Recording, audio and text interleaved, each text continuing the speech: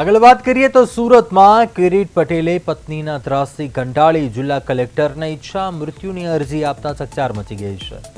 પોતાની વ્યથા વ્યક્ત કરતા જણાવ્યું કે પત્ની મનીષા ચૌહાણ દ્વારા મહિલાઓના કાયદાનો દુરુપયોગ કરીને સતત માનસિક અને શારીરિક ત્રાસ આપવામાં આવી રહ્યો છે। કિરીટ પટેલનો આરોપ છે કે પત્ની પહેલા ઝઘડો કરીને ઉશ્કેરાવે છે અને બાદમાં પ્રતિકાર થાય તો 181 હેલ્પલાઇનનો ઉપયોગ કરી ખોટા કેસ દાખલ કરાવે છે। તેમણે વધુમાં જણાવ્યું કે અગાઉના લગ્નથી થયેલા તેમના સંતાનને પણ નુકસાન પહોંચાડવાનો પ્રયાસ કરવામાં આવ્યો હતો। સતત ખોટા કેસ કોર્ટ કચેરીના ધક્કાથી તેઓ માનસિક રીતે તૂટી ગયા હોવાનું કહી રહ્યા છે।